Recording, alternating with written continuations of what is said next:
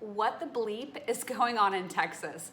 Let's take a look at the astrology and find out.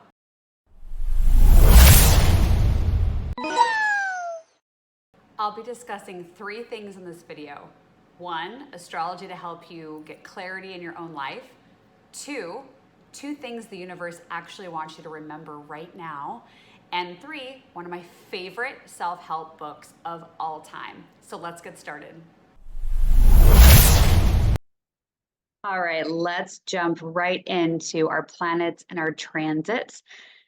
There are people in my audience that don't know anything about astrology, and I want them to be able to enjoy my videos as well. So let's just break this down for a moment. Astrology is the study of movements and positions of celestial bodies and how they affect us. Your astrology chart is actually unique to you. Nobody else has your chart. And once you have it and you study it, it can become an incredible blueprint for your life. So I'm going to do my best to keep this simple and effective. And of course, this is for entertainment purposes only. I would advise that you have pen and paper handy. I think it will help as I go through my thoughts on each of these transits. If you write down some notes and see how they can apply to your life. So hopefully you've grabbed your pen and your paper. Let's go ahead and get started with Sunday, January 28th. There's a few things happening on this day, but let's start with Mercury and Capricorn trine Uranus and Taurus. Mercury brings the energy of ideas, education, and connection. It seeks to work through tasks with efficiency. So if you want to take a new structured class, for example, it's actually a really good time to do that. So Uranus and Taurus. Uranus is the planet of change, liberation, and rebellious spirit, and it's in the sign of Taurus. When Uranus is there, our society can expect to find shakeups in systems like our money and our food. Uranus moves slowly, so the transit takes a while to shape its results. The aspect Mercury and Uranus are making in the sky is a trine, which is a 120-degree angle. It creates an easy flow between the planets. So what do we get when we put this all together? The vibe of Sunday can include new structures around learning, communication, the structures within our own life, our relationship to our job, money, and also the systems that impact all of us. So please pay attention to any aha moments you have on Sunday. Now, we do have another aspect happening on Sunday, the 28th. Venus in Capricorn will trine Jupiter in Taurus. So Venus is the planet of our worth, our value, love, beauty, and it's in the sign of Capricorn. Capricorn is ruled by Saturn. I won't get too far down in the weeds with that just yet, but Venus in Capricorn is an interesting energy. It's asking us to really consider what systems and structures in our life are aligning with our worth, aligning with our value. You may even find yourself questioning the relationships in your life. What are you committing to long-term? And what may be relationships that you are preparing to let go of or phase out of your life? So what does Jupiter and Taurus bring? Jupiter is a planet that presents opportunities, confidence, and adventure. When it's in the sign of Taurus, we create our own luck by being steadfast and patient. Taurus is a notoriously slow sign. So find peace in being dedicated to different areas of your life. Find joy in making steady progress. So what do we do when we mix the easeful trine between Venus and Jupiter? I think it ends up with abundance through patience and dedication. So the question I want you to consider with this is, who and what are you committing to? Let's move on to Monday, January 29th. This is Mars and Capricorn trining Uranus and Taurus. So we've already discussed Mars and Capricorn and Uranus and Taurus and what they bring on their own. So what does it mean when they trine each other? It means it's a great day to approach people that you want to collaborate with. So think about making money and how you can elevate your career. Consider getting out there and signing up to attend a networking event. Make a checklist, take action, and be ready for doors to open up for you. I think that sounds like a really great day. Oh, Mars and Capricorn. That Mars and Capricorn energy is interesting because when I think of Mars, I think of war, aggression, action, right? And Capricorn is again the sign of structures and our systems. So for me, Mars and Capricorn feels like a bit of a shakeup in what's happening in and around our lives, which makes sense. I'm going to get into it here in a few minutes about what I think this is all pointing to. All right, so let's go over to Friday, February 2nd. Mercury in Capricorn sextiles Neptune in Pisces. So we know that a sextile is a 60-degree angle, and that angle actually promotes efficiency. So if you didn't know what a sextile was, you do now, 60 degrees, and it's efficiency, all right? So what is the vibe that Neptune and Pisces brings? Well, the planet of disillusionment, imagination, and escapism is in the sign of Pisces, which seeks to find freedom from limitations. So it sounds like Mercury in Capricorn and Neptune and Pisces contradict each other a little bit, right? I think so. Friday, February 2nd is probably not going to be a great day for figuring out precise plans for your life, but it could amplify your creative thinking and creative projects. So people that have been thinking about writing a book could find inspiration from this day. So I would lean in on Friday, February 2nd to any kind of creativity, even painting or getting one of those adult coloring books. Lean into that energy of Neptune and Pisces because things might feel just a bit foggy. Okay, let's jump over to Sunday, February 4th. Mercury enters Aquarius. So the planet Mercury is moving through the sky and enters the sign of Aquarius. Aquarius is a sign of independence, detachment, being unconventional, and thriving in groups and in your community. So you may find that your communication style is more logical in nature when talking to other people. You should lean into honesty with others. If you find yourself indulging too much in the connectivity of social media, consider how you might be able to meet people in real life instead. February 4th could feel like you're on, like doom scrolling on social media. So try to be aware of that so that you can ask yourself, well, how do I actually want to have real conversations with real people in real life? Okay. All right, let's go to February 5th. So February 5th, Mercury in Aquarius conjunct Pluto in Aquarius. So that's our symbol for conjunction there on the screen in the middle there. So Mercury in Aquarius, we talked about that in the communication style. So what does Pluto in Aquarius bring? Pluto is the planet of power and transformation. It has a life and death intensity to it.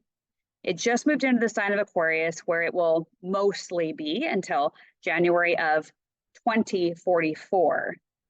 Pluto in Aquarius can signal a cycle of major inventions, discoveries, and humanity taking back their power.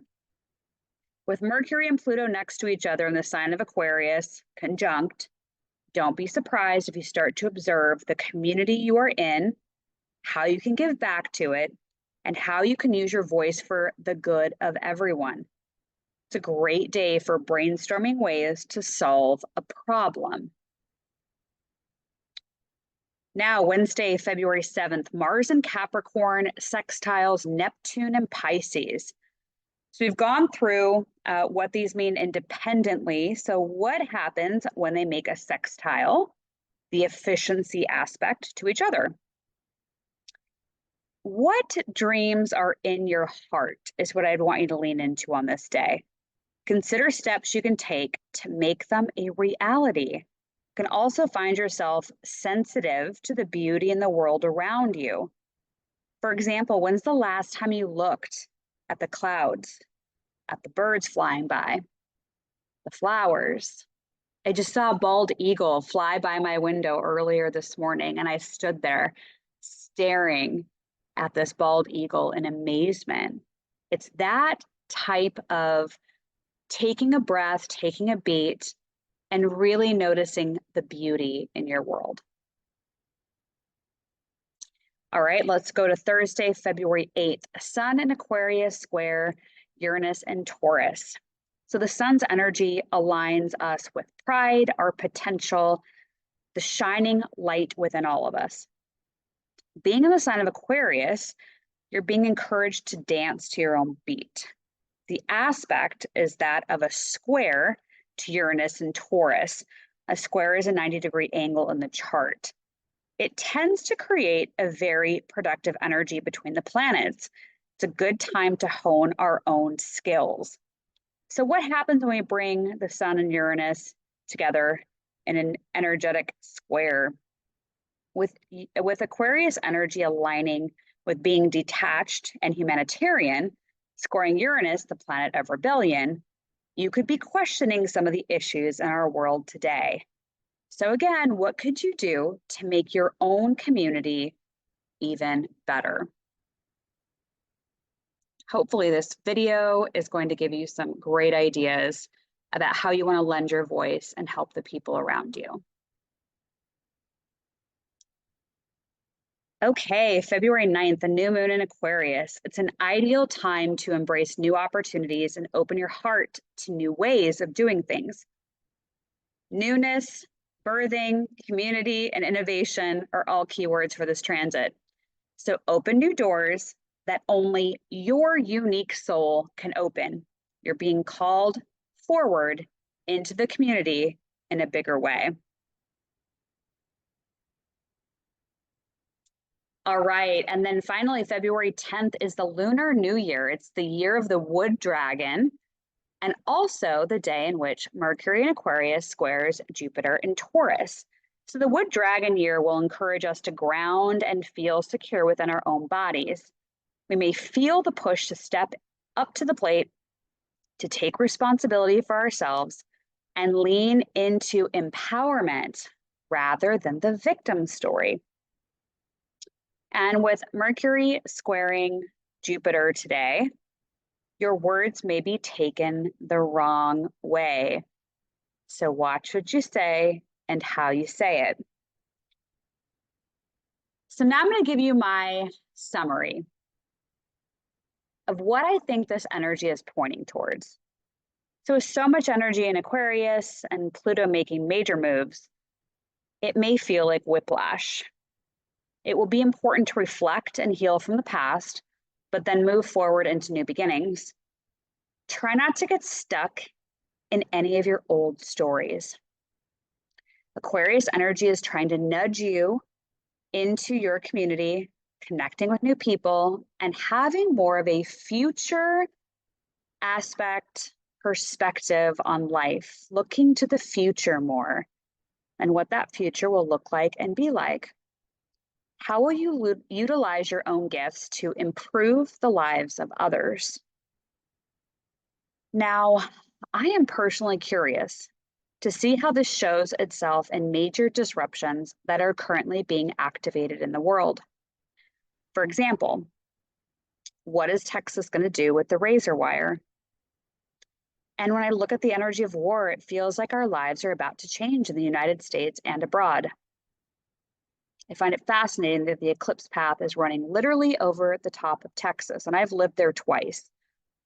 And I'll tell you, the residents of Texas are unlike any others. They're very passionate. So are Texans going to take matters into their own hands? Will Texas leave the Union? With the astrology in play, I actually think it's all possible. So do you have 3 months of food and water on hand? Do you have enough pet food? How about first aid supplies? With Pluto, Uranus, and the sign of Aquarius in the mix, I'm expecting major upheaval and old systems being dissolved or torn down. When I think about the future, it feels more like we'll be called into being self-reliant to a level we've never seen before. Wouldn't surprise me if we have states leave the US and form their own independent governments. People may find themselves in the coming years living in smaller communities where you grow your own food and have micro schools. I'm sensing a deep breakup between the individual person and the federal government. Everything you know about your life will be different. It isn't anything like I'm not trying to add the fear, right? Like I'm not coming from a fear perspective, but the more you can go with the flow and surrender your need for control, I think you'll find that you'll swim through this time with more ease and more happiness. So drop a comment on the video. Let me know, what do you think is coming? I'd love to hear your thoughts. Let's look at 2 things the universe would really like you to remember. Number 1, it's okay to let go of control. When you let go of control and you surrender to the depths of possibility, so many more incredible things open up to you. So perhaps consider asking yourself, why do I like control? Maybe it's because you think when you're in control, you feel more safe. But that's just one example. So I encourage you to ask yourself, what is your relationship to control? To controlling someone else? Controlling an outcome? What is your relationship to control? And number 2, every day of your life, even the hardest days, have something to be grateful for. Now, it could be that you're grateful for the way that the sun is shining. You could be grateful for the flowers that are blooming outside of your building. Find something, even in the midst of the storms, to be grateful for. So what are you grateful for today? And now, one of my favorite self-help books of all time. I'm not even kidding. You may have heard of it. It's called The Pivot Year. The author is Brianna Wiest, W-I-E-S-T, The Pivot Year. What I love about this is it's 1 page each day. So you don't have to try to embark on reading this big, thick book. And what I do is I sit down, I read the 1 page from the day, and I highlight the words that stand out to me. And it's become one of my favorite treasures each morning as part of my ritual to kick the day off on a good foot. So The Pivot Year, I'll include the link in the description below if you want to pick up a copy, but it's beautiful and I hope you enjoy it as much as I do. I hope you enjoyed this video and also enjoyed my cats flying around in spacesuits. Please do me a favor and like the video. Make sure you've dropped me a comment. I'd love to hear from you and where you're watching from today. And if you did get something out of this video, which I hope you did, please consider sharing it with a few people.